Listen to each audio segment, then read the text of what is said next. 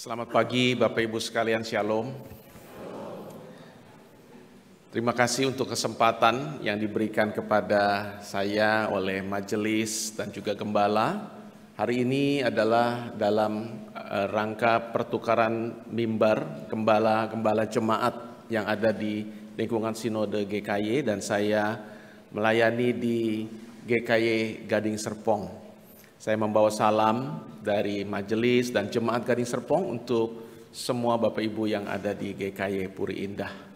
Sebelum kita membaca dan merenungkan firman Tuhan, mari kita datang memohon pertolongannya.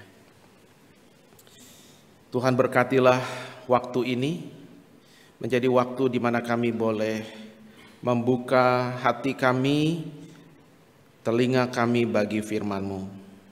Tuhan, bantulah kami, kiranya Roh-Mu yang kudus memberikan kepada kami karunia untuk bisa mengerti, mempercayainya, dan juga melakukannya. Tuhan, Engkau sendiri yang dikuduskan di tengah-tengah kami pada saat ini. Di dalam nama-Mu Tuhan kami Yesus Kristus kami berdoa. Amin. Baik saudara, mari kita membuka bagian firman Tuhan hari ini sesuai dengan topik atau tema yang diberikan. Matius 6 ayat 25 sampai 34.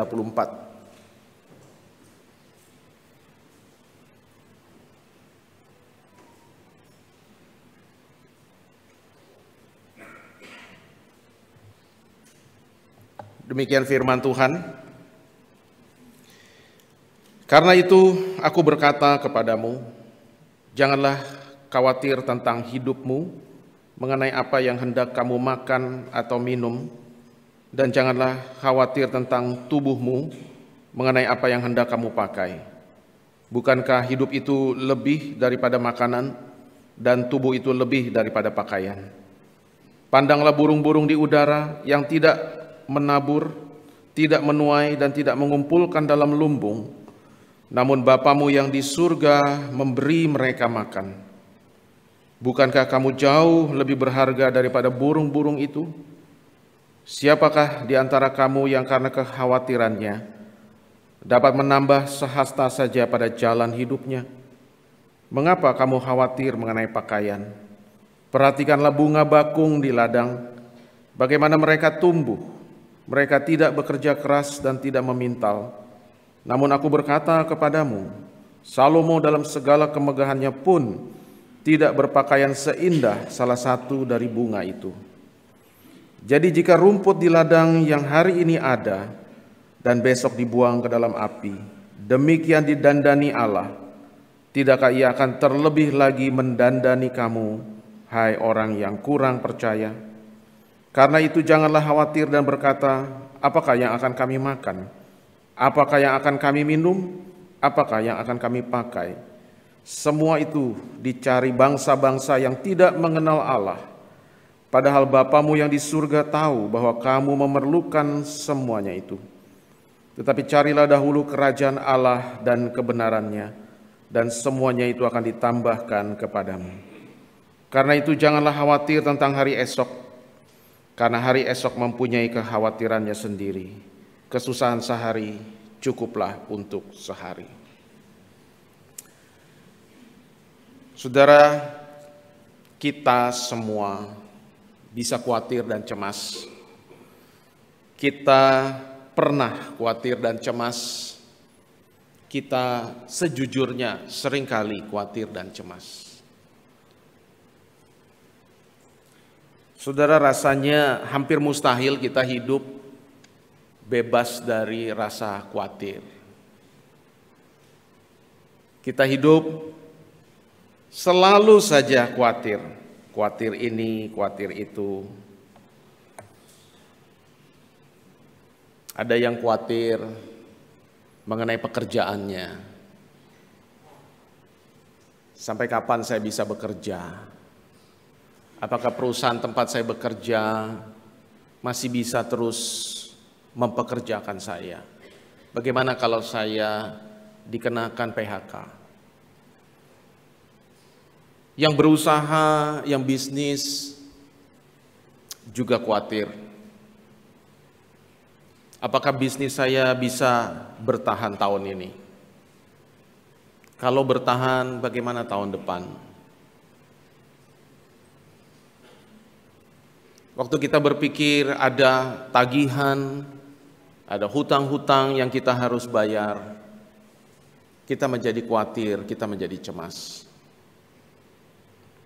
Waktu kita melihat anak-anak kita kecil dan bertumbuh, kita juga khawatir. Bagaimana nanti pergaulannya? Bagaimana nanti sekolahnya? Bagaimana nanti pendidikan masa depannya? Bagaimana biayanya?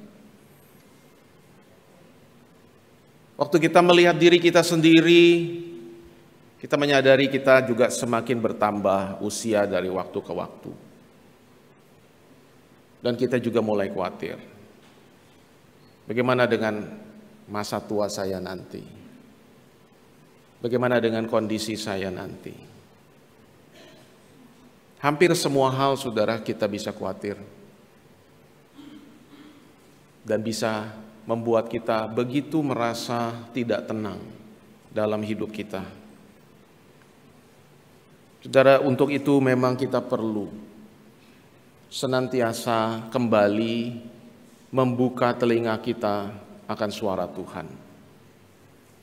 Suara Tuhan Yesus yang mengatakan, jangan kamu khawatir. Saudara, Tuhan menanyakan satu pertanyaan bagi kita semua. Siapakah di antara kamu yang karena kekhawatirannya dapat menambahkan sehasta saja pada jalan hidupnya? Kita semua tahu ini adalah pertanyaan retoris yang tidak perlu dijawab karena kita sudah tahu jawabannya. Tidak satu pun di antara kita yang bisa menambahkan panjang umur kita dengan kita khawatir. Sehasta itu ukuran panjang kurang lebih 45 cm. Jadi beberapa terjemahan Alkitab bahasa Inggris menerjemahkan 1 jam. Siapakah di antara kamu yang bisa menambahkan 1 jam pada usia hidupnya dengan khawatir? Tentu kita tahu, saudara, kekhawatiran bukan saja tidak bisa menambah panjang umur kita, tapi bisa bahkan menggerus hidup kita, bisa menguras hidup kita, bisa menambah berat beban hidup kita yang kita pikul. Jadi saudara, terhadap keadaan manusia sepanjang zaman, saudara, kita hari ini perlu kembali mendengarkan apa yang Tuhan Yesus katakan. Benar enggak Tuhan itu mengatakan, ya, perkataan jangan khawatir akan hidupmu itu sesuatu yang masuk akal, yang patut untuk kita sungguh-sungguh perhatikan dan kita hidupi.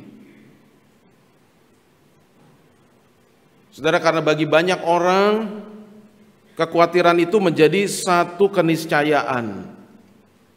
Ya, mustahil lah kita nggak khawatir. Ya, kita di tengah kondisi dunia yang terus berubah, kita selalu sangat bisa dan sangat mungkin untuk bisa khawatir. Tapi saudara, kalau kita melihat audiens dari masyarakat pada waktu Tuhan Yesus mengajarkan atau mengkhotbahkan hal ini, saudara, saya bisa melihat bahwa kondisi hidup kita hari ini relatif jauh lebih baik ketimbang para pendengar khotbah di bukit pada waktu itu. Artinya saudara, sebenarnya bagi mereka punya alasan yang jauh lebih kuat untuk mereka mengatakan, bagaimana mungkin kami tidak khawatir atau kami diminta jangan khawatir. Saudara, abad pertama dengan abad sekarang itu jauh sekali, saudara, perbedaannya.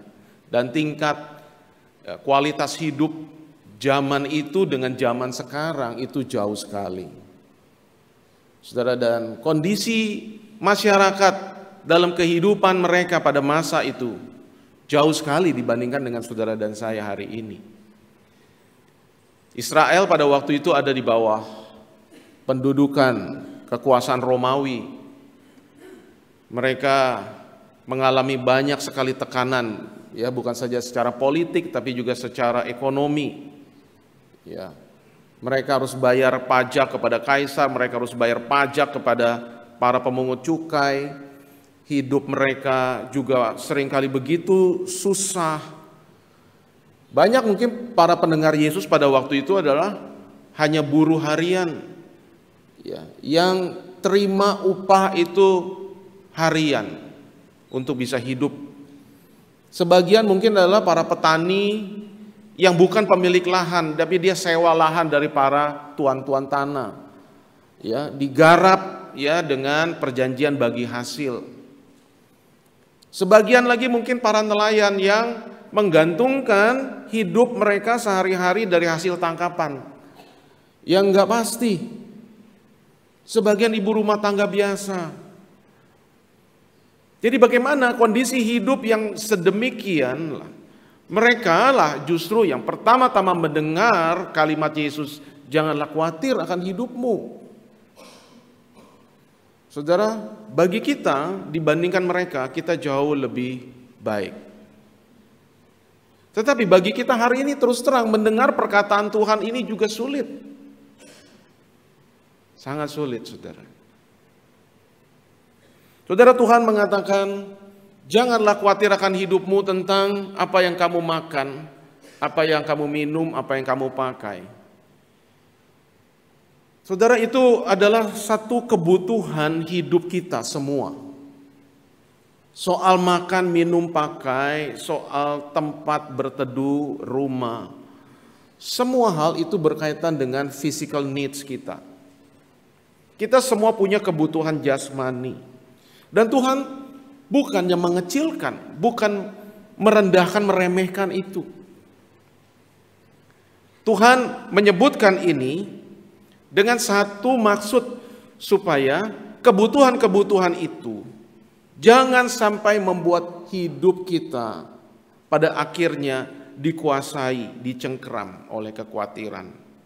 Dan untuk itulah Tuhan mengajarkan para pendengar waktu itu dan kita hari ini dengan dua contoh. Yang pertama adalah dengan burung-burung di langit. Pandanglah burung-burung di langit yang tidak menabur, tidak menuai, tidak punya lumbung untuk menyimpan makanan. Tetapi mereka dipelihara oleh Bapamu yang di surga. Kembali saudara, ada pertanyaan yang bersifat retorik. Dibandingkan dengan burung-burung, saudara dan saya, kita jauh lebih berharga di mata Allah. Sebab saudara dan saya lah mahkota ciptaan Allah, satu-satunya ciptaan Allah menurut gambar dan rupa Allah itu sendiri. Nilai kita jauh lebih tinggi dari burung-burung. Dan pada masa itu burung-burung kalau dijual itu harganya sangat murah, saudara. Jadi ini pertanyaan yang Tuhan ajukan. Janganlah khawatir apa yang kamu makan. Lihat burung-burung di udara, dikasih makan oleh Bapamu yang di surga. Bukankah kamu jauh lebih berharga? Secara knowledge kita ngerti, iya sih, saya jauh lebih berharga. Tapi apakah sampai masuk ke dalam hati dan kesadaran, kalau begitu saya nggak usah khawatir? Itu hal yang lain, saudara. Ya, itu satu pergumulan kita semua. Maka kalau kita coba memikirkan, karena ini Tuhan membuat bahasa komparasi. Kalau saudara di sini senang dengan binatang peliharaan, saudara punya anjing kesayangan, atau saudara pelihara ikan, saudara suka ikan, ya, buat akuarium yang bagus. Bagaimana saudara memperlakukan binatang peliharaan, saudara? Saya yakin kalau kita penyayang binatang, kita pelihara binatang, kita pasti akan memperhatikan kebutuhannya. Kita nggak mungkin akan abaikan. Kita mau pergi pun kita ingat, oh titip pet kita, ya, supaya dia diurus. Bahkan tidak jarang saudara sekarang pemilik binatang itu, waduh, men-treat binatang itu luar biasa, saudara ya. Lalu coba kita bandingkan, kita juga dikaruniakan Tuhan anak-anak. Kalau kita saja nggak pernah lupa ya jam makannya si Dogi, ya, apakah kita sebagai orang tua yang memiliki anak-anak, kita bisa melupakan kebutuhan makan anak-anak kita? Apakah kita tidak menggubris bahwa anak kita itu butuh ini, butuh itu? Sedangkan kita sangat memperhatikan kebutuhan ya binatang peliharaan kita. Tentu saja kita juga mengerti, ya, ini perbandingan dari pengalaman kita yang sangat sederhana untuk kita mengerti. Kalau, maka Tuhan bilang, kalau kamu saja yang jahat tahu memberikan pemberian yang baik bagi anak-anakmu, apalagi Bapamu yang di surga. Jadi ini adalah satu hal yang kita juga memang perlu kembali memikirkan. Benar nggak memang saya ini hidupnya sungguh-sungguh berharga di mata Tuhan?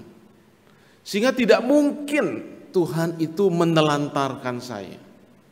Tidak mungkin Tuhan itu melupakan segala hal yang saya memang perlukan untuk hidup saya. Sehingga saya tidak perlu khawatir. Jadi waktu Tuhan bilang perhatikanlah burung-burung di langit. Jadi kadang-kadang memang kita melihat Tuhan itu memakai satu gambaran yang sangat real dalam hidup sehari-hari. Kalau kita melihat burung, ya mungkin kita tinggal di lingkungan yang tidak lagi, saudara, mungkin banyak burung-burung ya, saudara ya. Kadang-kadang kalau kita pergi keluar kota baru kita mungkin bisa dengar kicau burung ya. Kalau kita ke puncak begitu ya, mungkin baru kita bisa dengar kicau burung ya. Sekali-sekali waktu kita dengar kicau burung, kita lihat ya ada burung berterbangan, kita perlu kembali ingat perkataan Tuhan Yesus. Ya, lihatlah burung-burung itu ya, bisa berkicau, bisa terbang dengan bebas. Lalu lihatlah siapa dirimu. Ya, burung-burung itu begitu penting dan berharga dipelihara oleh Allah. Bagaimana dengan diri saya, hidup saya? Saudara, kita perlu melihat itu untuk kembali menyadarkan kita supaya kita jangan khawatir. Gambaran yang kedua, perhatikanlah bunga bakung di padang dan rumput, karena ini dua hal yang juga Tuhan sebutkan di dalam perikop yang kita baca. Saudara, Tuhan bilang bunga bakung itu didandani Allah jauh lebih indah daripada pakaian kebesaran Raja Salomo. Saudara, karena Allah sendiri yang mendesain apa yang dipakai oleh bunga bakung itu. Kalau Raja Salomo, ya dia mungkin ya yang desain, saudara. Jadi Tuhan Yesus memberi penilaian di sini. Saudara, pakaian bunga bakung itu jauh lebih indah daripada pakaian kebesaran Raja Salomo. Dan kalau bunga itu yang demikian didandani indah oleh Allah, hanya bisa hidup bertahan beberapa hari saja. Bahkan kalau rumput itu kita tahu ya, Mazmur 90, pagi hari itu berkembang, bertumbuh, sore hari lisut dan layu. Artinya spend masa hidupnya sangat singkat, tapi begitu diperhatikan oleh Allah. Apalagi dirimu. Saudara, kembali di sini adalah satu perbandingan yang Yesus pakai dalam pengajarannya untuk memudahkan para pendengar betapa jauhnya, saudara, nilai hidup kita dengan bunga-bunga di padang, dengan rumput yang hanya bisa bertahan satu hari, yang hanya bisa hidup beberapa hari saja.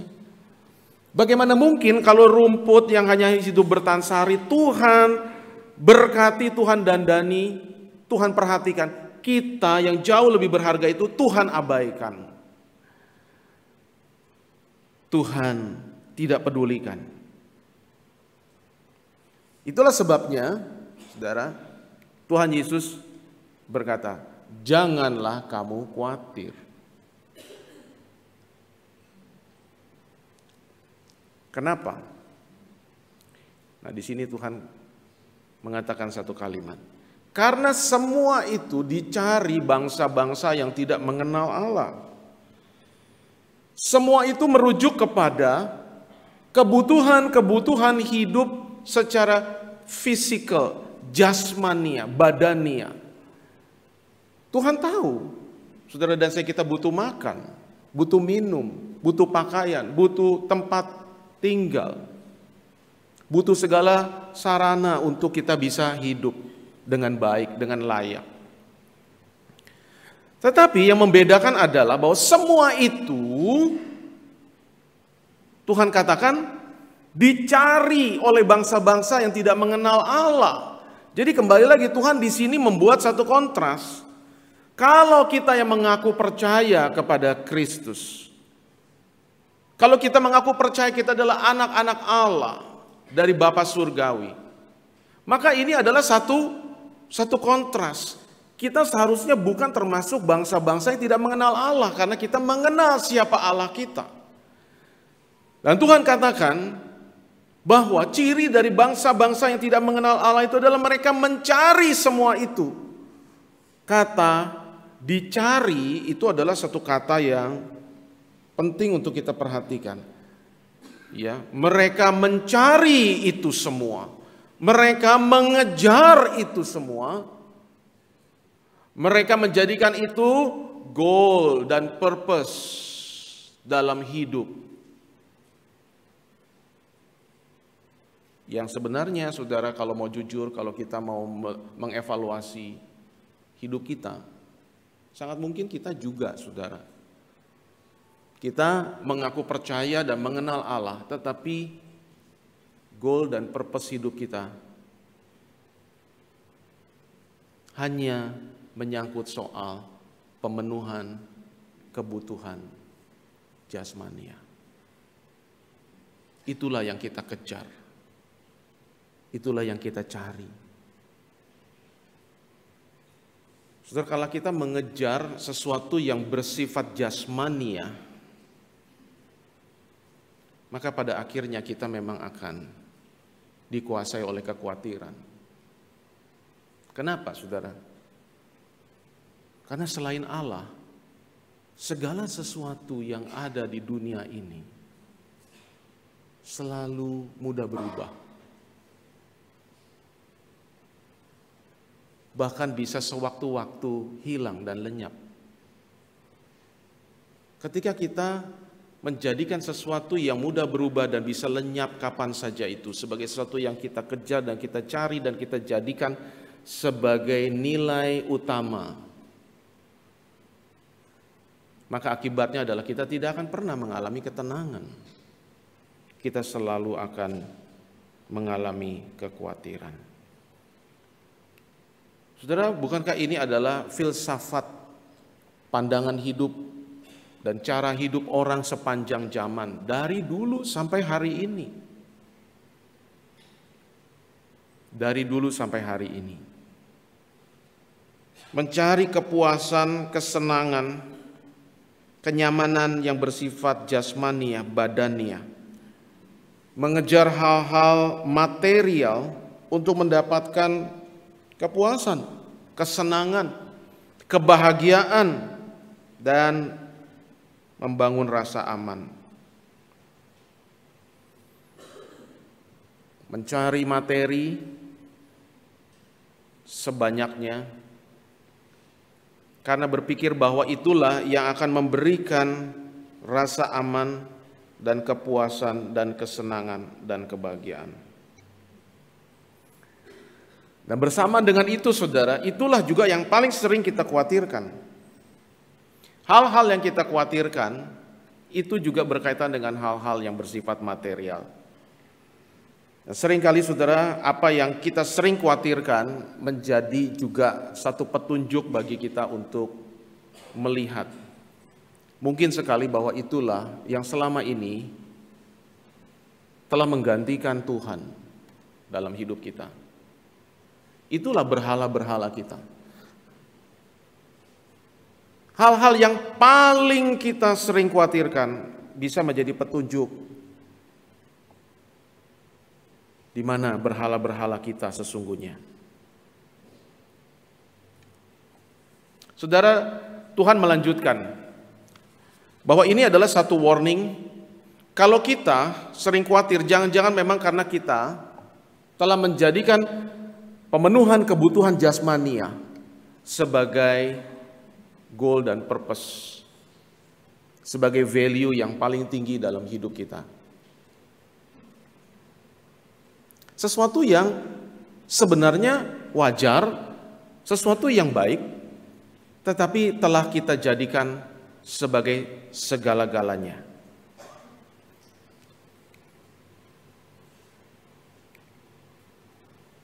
Dalam bagian yang kedua, Tuhan Yesus melanjutkan, jangan khawatir. Semua yang dikhawatirkan mengenai makan, minum, dan segala kebutuhan jasmania, itulah yang menjadi tujuan dan goal dari bangsa-bangsa yang tidak mengenal Allah. Kamu jangan khawatir. Kenapa? Karena Bapamu yang di surga tahu bahwa kamu memerlukan semuanya itu. Nah, di sini, saudara, Tuhan mengingatkan kita bahwa kita memiliki Bapa di surga. Kenapa kita sering khawatir? Karena tanpa sadar, atau bahkan dengan sadar, saudara, kita ingin memegang kendali sepenuhnya atas hidup kita. Kita tidak ingin menggantungkan diri kita pada siapapun, pada orang lain, pada keadaan, termasuk bahkan kepada Tuhan sekalipun. Sebisa mungkin kita ingin membangun rasa aman dari daya upaya kita sendiri. Tetapi, saudara, di dalam kesadaran kita juga tahu bahwa hidup itu terlalu kompleks untuk kita bisa kendalikan, untuk kita bisa kontrol. Hidup dalam satu sisi itu ada stabilisasi, ada ketenangan, tetapi hidup ini seringkali juga tidak stabil, volatile. Hidup dalam banyak hal bisa diprediksi, tapi dalam banyak hal yang lain juga unpredictable. Jadi dalam kesadaran kita yang ingin memegang kendali sepenuhnya hidup kita, kita juga menyadari dalam banyak hal kita tidak berdaya, kita tidak mampu, kita begitu lemah. Dan itu yang membuat pada akhirnya kita kembali jatuh di dalam kekhawatiran dan kecemasan. Saudara, Bapa di surga tahu. Dan di sini bukan saja mencakup knowledge, dia tahu, tapi dia juga peduli. Bapa kita yang di surga bukan saja Bapa yang peduli dan tahu, tapi dia juga Bapa yang berdaulat, Bapa yang berkuasa, Bapa yang sanggup untuk menyediakan dan memelihara hidup saudara dan saya.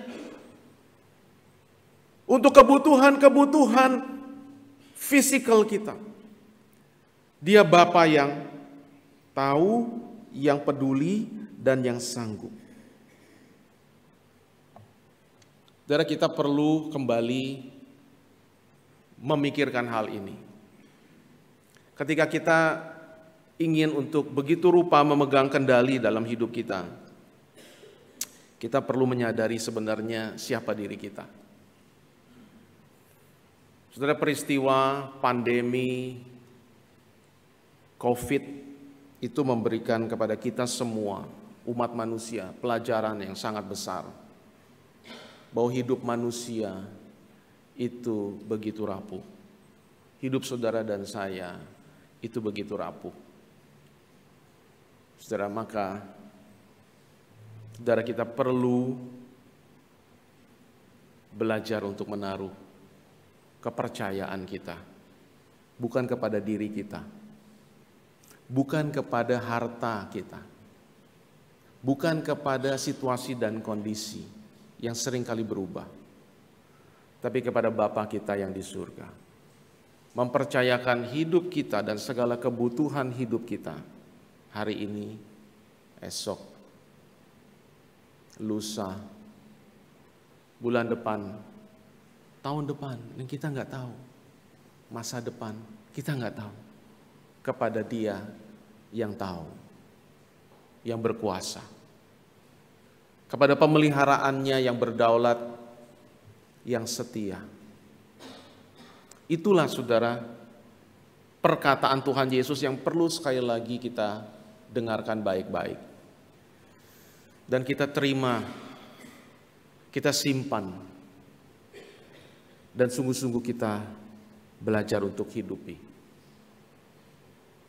Saudara, kadang-kadang memang kita hari ini juga bisa menjadi orang yang merasa cemas, ya, khawatir, karena saudara, sehari-hari kita itu juga begitu rupa, ya, menerima begitu banyak, ya, informasi, unggahan, konten di dalam sosial media yang begitu banyak, saudara, ya, baik itu gambar, video, tulisan, apapun lah itu, saudara.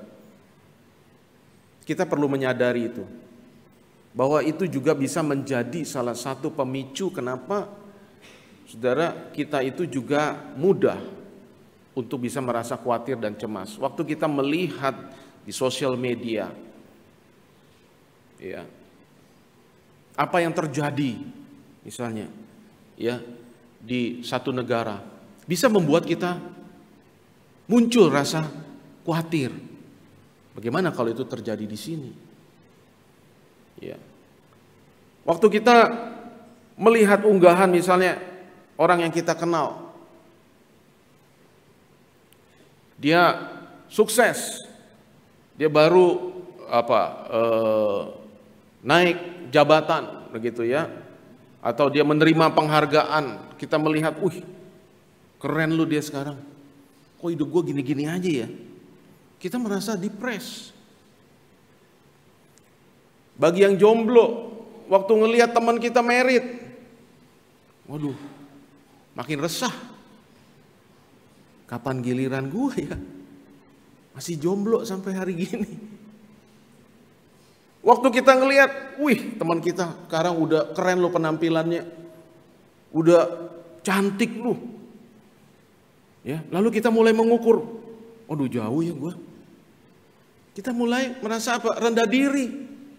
Dan kita mengukur, saudara, kita menginterpretasi apa yang kita lihat itu untuk kita jadikan sebagai ukuran realita hidup yang harus menjadi panduan kita. Itu loh hidup yang seharusnya, itu loh yang namanya bahagia, itu kayak begini. Jauh banget sama kondisi gua. Jadi saudara, itu juga yang harus kita sadari, saudara, di tengah dunia seperti sekarang ini. Kita perlu mengurangi hal-hal yang mungkin begitu rupa, saudara, membanjiri pikiran kita, sehingga membuat pikiran kita itu juga terus tidak tenang. Yang harus kita lakukan adalah kita perlu terus justru mengisi hati kita dengan firman, mengisi pikiran kita dengan firman, membangun relasi pribadi kita dengan Tuhan. Waktu kita merasa khawatir, kita ingat firman Tuhan ini, janganlah kamu khawatir tentang apapun juga. Waktu kita khawatir, kita ingat firman Tuhan, tetapi sampaikanlah segala keinginanmu kepada Allah dalam doa dan permohonan dengan ucapan syukur. Kita diingatkan untuk bersyukur. Waktu kita bahkan sering kali lebih memikirkan, aduh kenapa saya begini, kenapa saya begini.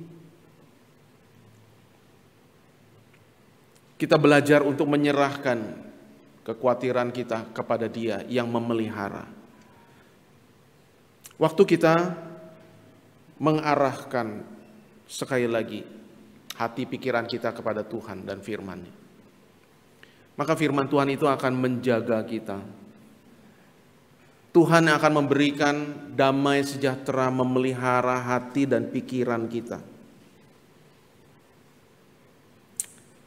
Saudara, beberapa catatan. Yang pertama, saudara, kita tidak dibebaskan dari tanggung jawab dan kewajiban untuk bekerja mencari nafkah. Sekalipun Tuhan berkata, lihat, Bapamu memelihara, burung pun diberi makan, ya, bunga pun didandani. Itu tidak menjadi alasan untuk kita mengabaikan tanggung jawab kita dengan berkata, janji Tuhan akan memelihara saya dan keluarga saya. Saudara, karena Tuhan adalah Tuhan yang juga bekerja. Bahkan Tuhan menyuruh kita untuk belajar dari semut yang bekerja, yang bahkan mempersiapkan, prepare untuk masa depan. Saudara, kalau memikirkan mengenai burung-burung, bagaimana caranya Tuhan memelihara? Ya tentu saja burung-burung itu sendiri bukan yang harus terbang cari makan. Ya, ada yang makannya serangga, ada yang makannya biji-bijian, ada yang makannya ikan, bahkan ada yang makannya bangkai, saudara ya. Burung pemakan bangkai itu. Bagaimana cara Bapa di surga memberi makan burung-burung? Bukan menyodorkan makanan di paruh burung itu, tapi burung itu harus terbang sendiri, pergi mencari. Bapa menyediakan segala sesuatu di alam ini, tersedia. Untuk apa? Menjadi makanan. Tapi burung-burung itu yang harus terbang dan pergi mencarinya. Demikian juga bunga. Saudara, bunga itu sendiri juga harus apa? Berakar ke dalam tanah untuk mengambil nutrisi dari dalam tanah. Mengambil sinar matahari, mengolahnya untuk dia bisa hidup dan bertumbuh. Yang kedua, saudara, kita yang percaya dan dipelihara oleh Bapa di surga tidak dijanjikan bebas dari kesusahan dan penderitaan. Artinya, saudara, di dalam perkataan Tuhan jangan kamu khawatir, itu bukan berarti kita tidak akan pernah mengalami kesusahan dan penderitaan. Tuhan tidak ingin kita khawatir sekalipun kita mengalami kesusahan dan penderitaan. Kenapa? Karena kita punya Bapa surgawi yang tidak meninggalkan kita, yang menopang, yang memelihara sekalipun di tengah kesusahan dan penderitaan. Tidak ada penderitaan yang bisa memisahkan kita dari kasih Bapa. Jadi jangan kita salah memahami bagian ini. Ya, suruh jangan khawatir, tapi hidup saya ini banyak Pak kesusahannya loh. Ya, memang Tuhan nggak pernah menjanjikan kita bebas dari kesusahan, saudara. Ya, tapi Tuhan mau kita jangan khawatir. Tuhan mau kita belajar untuk percaya. Yang ketiga, saudara, justru di dalam kondisi dunia yang tidak ideal, yang telah rusak ini, kita justru dipanggil untuk bisa memperhatikan orang-orang yang susah dan menderita. Kita yang sudah diberkati, justru kita dipanggil untuk memperhatikan orang lain yang susah, yang kelaparan, yang telanjang. Bahkan kalau kita melihat Matius 25, ketika Tuhan datang, Tuhan akan melihat apa yang kita lakukan dengan segala resource yang kita sudah terima dari Tuhan kepada saudara-saudara kita, kepada sesama yang menderita. Saudara, yang terakhir, janganlah kamu khawatir akan hari esok. Kenapa? Saudara, karena hari esok punya kesusahannya sendiri. Kesusahan sehari cukup untuk sehari. Saudara, kekhawatiran memang pada hakikatnya adalah tentang hari esok. Entah itu soal makan, soal minum, soal kesehatan, apa-apa, ya, apapun itu. Tetapi semua kekhawatiran itu kita alami hari ini. Kita rasakan hari ini. Jadi setiap kali kita khawatir, kita membebani diri kita hari ini dengan kesusahan hari esok. Di mana kesusahan hari esok itu masih menjadi sebuah kemungkinan. Bisa ada, bisa tidak. Dan saudara, kalau kita mau melihat apa saja selama ini yang kita khawatirkan, banyak sesungguhnya hal-hal yang kita khawatirkan tidak pernah terjadi. Ya, bukannya sama sekali saudara tidak terjadi, tapi banyak hal-hal yang kita khawatirkan tidak pernah terjadi. Sehingga sebenarnya kekhawatiran itu adalah satu bentuk pemborosan waktu, pikiran, energi, yang bukan saja menggerogoti energi kita, bahkan bisa mengikis iman percaya kita kepada Allah. Kita memang perlu saudara untuk merencana, prepare, saudara, ya, akan hari depan. Yang Tuhan tidak inginkan adalah kita mengkhawatirkan hari depan begitu rupa, sehingga membuat kita kehilangan segala-galanya dari hidup yang Tuhan berikan. Bahkan kita kehilangan kepercayaan kita kepada Allah yang memelihara kita. Saudara, Tuhan menganjurkan kita untuk melakukan persiapan untuk hari depan. Itu tanggung jawab yang kita harus lakukan. Kita boleh menabung, boleh invest, tapi juga kita tetap diingatkan, saudara, kumpulkanlah bagimu harta di surga. So, kalau kita hanya berpikir mengumpulkan harta di bumi, saudara, Tuhan bilang sama seperti orang kaya yang bodoh, yang membangun lumbung yang besar-besar dan semakin banyak, dan berkata kepada jiwanya, istirahatlah jiwaku, sekarang ada padamu harta yang berlimpah-limpah, sekarang kamu bisa makan, minum, dan bersenang-senang. Lalu Tuhan bilang, orang bodoh, malam ini juga nyawamu akan diambil. Untuk siapa? Semua yang kamu simpan itu. Saudara, jadi memang kita nggak sempat membahas ayat 33, itu butuh saudara satu khotbah tersendiri. Apa yang Tuhan inginkan dari hidup kita, dari hidup saudara dan saya. Hari ini kita mendengar kembali Tuhan Yesus berkata, jangan kamu khawatir akan hidupmu, percayalah kepada Bapamu yang di surga, yang mengetahui segala kebutuhanmu. Dia peduli karena engkau sungguh jauh lebih berharga dari burung-burung di udara, dari bunga-bunga dan rumput-rumput. Dia bukan saja peduli, tetapi dia setia dan dia sanggup untuk menyediakan dan memelihara segala yang kita butuhkan. Amin. Mari kita berdoa.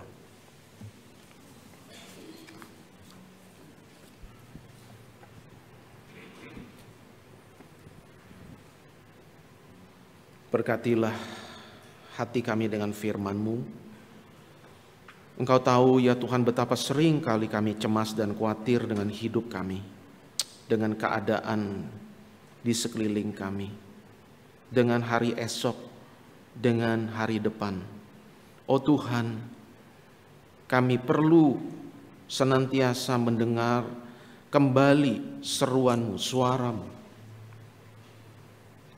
supaya kami tidak hidup seperti orang-orang yang tidak mengenal Allah, yang mengejar hal-hal yang bersifat hanya sementara. Tuhan, berkati seluruh jemaat-Mu dengan firman-Mu. Di dalam nama Tuhan Yesus kami berdoa. Amin.